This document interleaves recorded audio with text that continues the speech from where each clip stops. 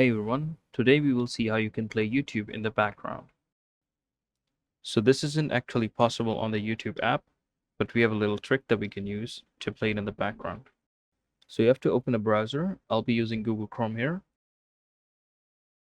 And then you have to search youtube.com. So you have to open it in a new tab, otherwise it will just open the YouTube application. So once you're here, you have to make sure the desktop side is checked.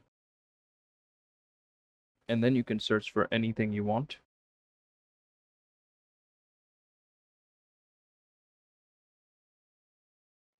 I'll just open a random video here. So once it starts playing, what you can do is that you can just back out of YouTube. And you can see here that it is still playing in the background. And that's how you play YouTube in the background. I hope this was helpful. See you in the next one.